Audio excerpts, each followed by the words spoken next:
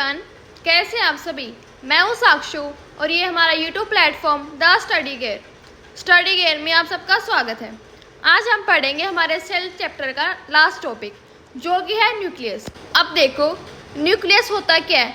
Nucleus हमारे cell का क्या है, कंट्रोल सेंटर है। क्या है, control centre of the cell. ठीक है, इसको हम बोल सकते हैं control centre of the cell. ठीक है, अब देखो the nucleus contains chromatin, RNAs and nuclear protein move freely in the aqueous solution. जो हमारा न्यूक्लियस है उसके अंदर हमारा क्रोमैटिन होता है, आरएनए होता है और क्या होता है, न्यूक्लियर प्रोटीन होते हैं। ठीक है, जो क्या करेंगे, हमारे एक्वस सॉल्यूशन में मूव करेंगे। एक्वस मतलब कि जो हमारा लिक्विड स्टेट होते हैं उसमें मूव करेंगे। ठीक है, हमारा अब नेक्स्ट पॉइंट क्या है, nucleus has an internal structure that organises the genetic material and localises nuclear function.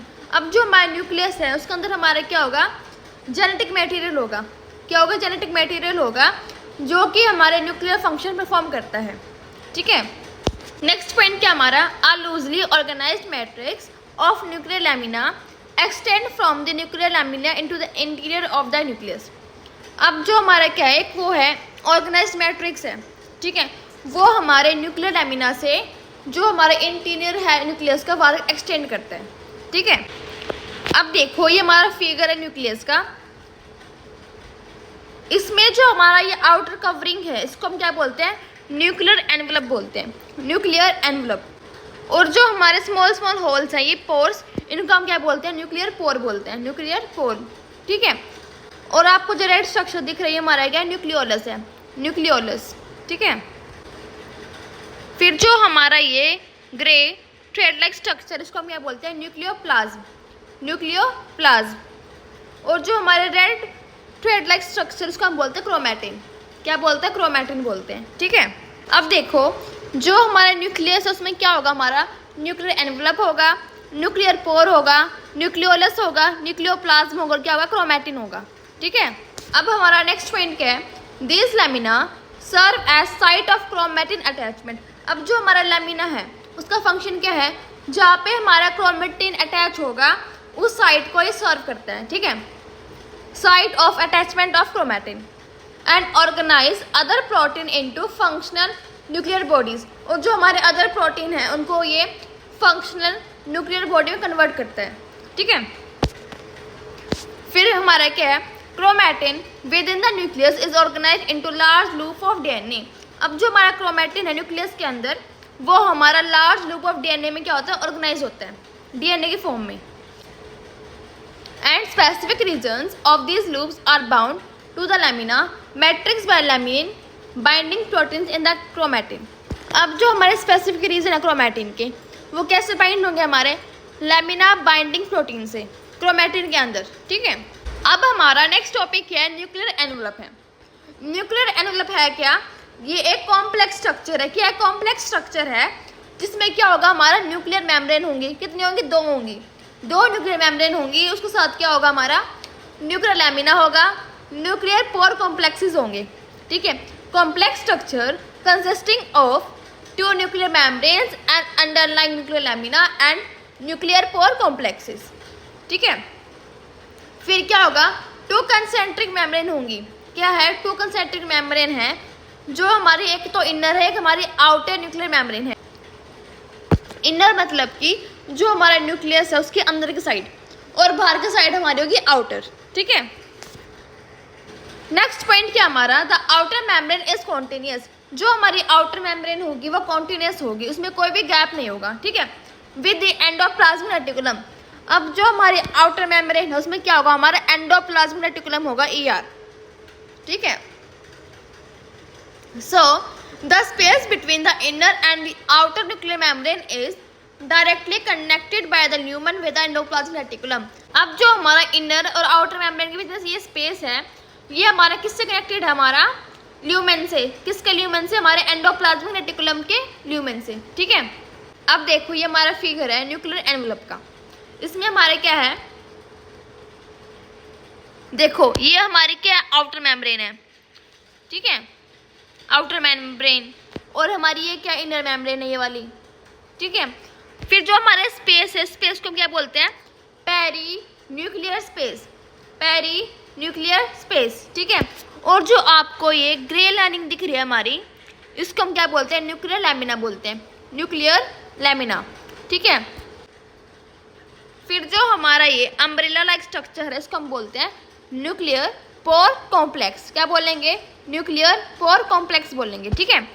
और जो हमारे टाइनी पार्टिकल्स दिख रहे हैं आपको ब्राउन कलर के, येलो कलर के, ये हमारे क्या राइबोसोम्स हैं, राइबोसोम्स, ठीक है।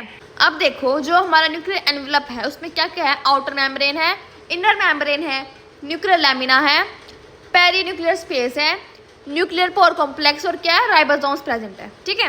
अब नेक्स्ट पॉइंट क्या हमारा, nuclear membrane is permeable only to small non polar molecules. अब जो हमारी न्यूक्लियर मेम्ब्रेन है वो सिर्फ परमिएबल किससे है, हमारे स्मॉल नॉन पोलर मॉलिक्यूल से।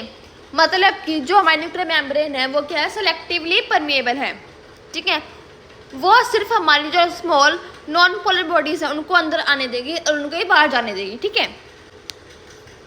फिर हमारा नेक्स्ट पॉइंट क्या है, underlying the inner nuclear membrane is the nuclear lamina. अब जो हमारी इनर मेम्ब्रेन को लाइन कर ग्रे वाली स्ट्रक्चर यहाँ पे, वो हमारी क्या थी, न्यूक्लियर लैमिना थी। क्या थी, न्यूक्लियर लैमिना। अब ये न्यूक्लियर लैमिना है क्या, ये फाइब्रस मैश वर्क है। क्या है, फाइब्रस मैश वर्क है जो हमारे न्यूक्लियस को सपोर्ट प्रोवाइड करती है, ठीक है। That provides structural support to the nucleus, structural support provide करेगी हमारे न्यूक्लियस को। कौन करेगी, न्यूक्लियर लैमिना करेगी, ठीक है। अब नेक्स्ट हमारे फंक्शंस। फर्स्ट फंक्शन क्या हमारा, serve as the repository of genetic information and the cell's control centre. जो हमारा न्यूक्लियर एनवेलप है, न्यूक्लियस है, वो क्या करता है, एक जेनेटिक मटेरियल को स्टोर करेगा, जेनेटिक मटेरियल को क्या करेगा, स्टोर करके रखेगा, स्टोर करेगा, ठीक है। और ये क्या हमारा सेल का कंट्रोल सेंटर है। किसका कंट्रोल सेंटर, हमारे सेल्स का, ठीक है। फिर नेक्स्ट क्या है, द प्रेजेंस ऑफ न्यूक्लियस दस अलाउस जीन एक्सप्रेशन। जो हमारे न्यूक्लियस है वो क्या कराएगा, हमारे जीन को एक्सप्रेस होने में हेल्प करेगा, ठीक है। To be regulated by post transcription mechanism such as alternative splicing. जो हमारा अल्टरनेटिव स्प्लाइसिंग है, हमारा एक मेथड है पोस्ट ट्रांसक्रिप्शन मैकेनिज्म का, जिसको आप डीएनए के चैप्टर में स्टडी करोगे, ठीक है। फिर हमारा नेक्स्ट फंक्शन क्या है, the nuclear envelope provides novel opportunities for the control of gene expression at the level of transcription.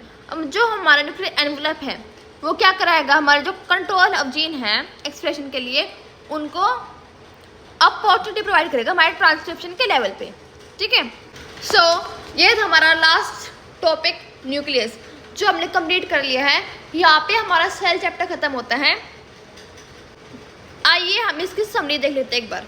हमने इस चैप्टर में क्या क्या स्टडी करा है, हमने पढ़ी प्लाज्मा मेम्ब्रेन।